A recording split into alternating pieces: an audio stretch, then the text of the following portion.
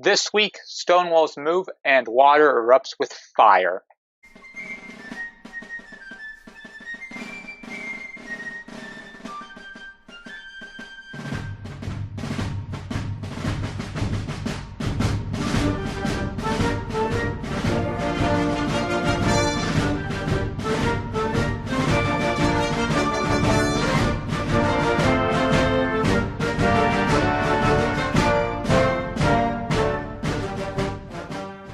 On the third battle at Cockpit Point in Virginia, specifically Prince William County, Virginia, the Union will have two gunboats, the Anacostia and Yankee, under a Lieutenant Wyman.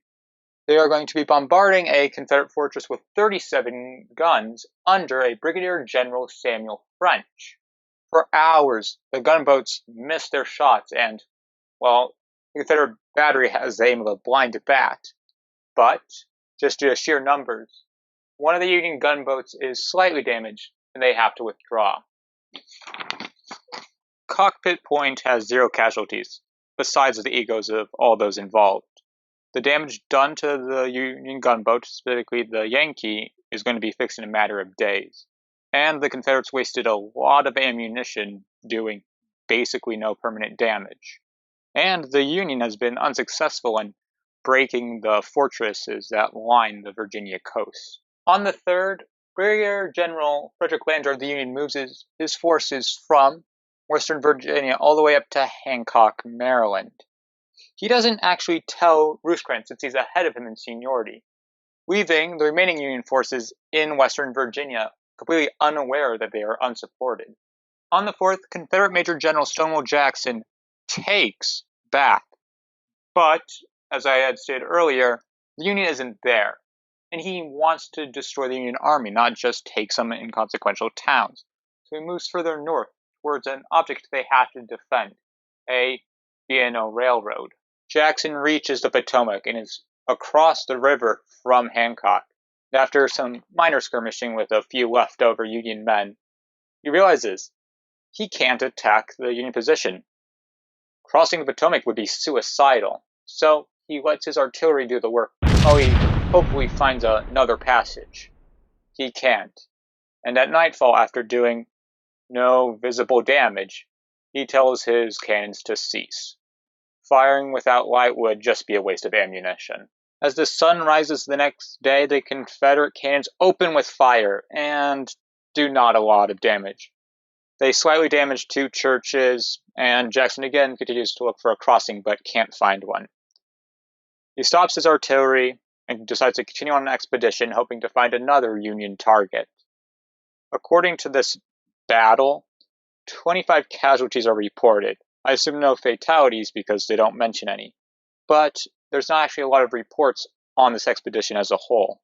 On the 7th, as Jackson nears Romney, his main objective, his advanced force, the equivalency of untrained militia, comes across 5,000 Union men under Brigadier General Kelley, one of Rosecrans' subordinates. They fight a very quick battle, and the Union wins. They take men and even artillery. But Kelley realizes something. He is unsupported, he has no hope of reinforcements or resupply, and the enemy is coming at him. He is isolated, alone, and is in danger of an envelopment. He can't keep this up for long. On the 8th, let's return to the Show Me State, Missouri. I have mentioned earlier that, on paper, the Union has control of both northern and central Missouri. But western Missouri, including northern and central, is very pro-Confederate. And Major General Sterling Price, a native of Missouri, knows this to be true. No. On the 8th, let's return to the Show Me State. While on paper the Union has control of both northern and central Missouri, they still have very strong Confederate sympathy. And Price wants to take advantage of this. Sends many recruiters into the area, hoping to, at the very least, cause trouble to the Union supply line. When he uses Colonel Poindexter. Poindexter has successfully recruited 1,000 men and is trying to train them in Randolph County, Missouri. Major Torrance of the Union has around 450 cavalrymen in 4 regiments, and he wants to stop Poindexter from training his recruits. He has a plan. Main body of his force will engage with the Confederates, distracting them, while small detachments will charge in and win him the day. and at 4:30 he puts his plan into action. He has his cavalry encircle the Confederates, but then fog envelops the battlefield, making a charge very hard to do and gunfire inaccurate. They exchange volleys for a very long time, but the day is going to get them, and then, small respite in the weather. He instantly orders a charge and wins the day. He takes 11 casualties and inflicts 80. While Poindexter and his men are able to withdraw, they have a problem. They can't take any of their camp's supplies. All of the food, guns, and ammunition have fallen into Union hands. And it's a huge blow to their PR. The pro-Confederate sympathies are not being said as loudly anymore. Seems like the Confederates have to deal with just southern Missouri and Arkansas in order to take back the state. On the 9th, the first shipment of petroleum from the US to the United Kingdom reaches London. And this is good news, because it also comes with the news of Mason and Siddle's release, meaning that the US and the UK can go back to being tense, but trade friendly. And the US requires heavy amounts of trade with Europe to keep their economy going. And while petroleum is useless, you can use it to make some wax or light some lamps, it's an important symbol of the friendship the two nations have. Then, of course, there is Sickles. Sickles spends this week writing to influential friends, describing the injustices that Congress has given him by not approving his commission. And he does have good friends in influential places, and some of them might soon be getting promotions. This isn't a week of huge battles or political decisions, but a week of symbols. A symbol of the U.S. economy landing in the United Kingdom. A symbol of the Confederates having the momentum with the continuation of the Romney expedition by Stonewall Jackson.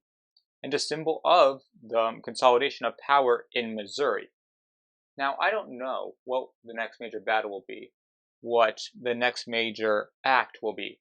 What I do know is that the symbol of Union winning in the West, Confederates advancing in the East, and the outside world putting immense pressure onto our nation will continue throughout the months. Hello, it's the entire Civil War week by week team here. That is a weird motto to have. And I want a new outro. So, if you liked the video, please like it. If you want to see more, you should be seeing suggested videos right about now. And if you want to know what happens next week, please subscribe. And if you want to share history, give me suggestions in a more easy way than YouTube comments, or want to tell me how wrong I am, please check out the channel's Discord.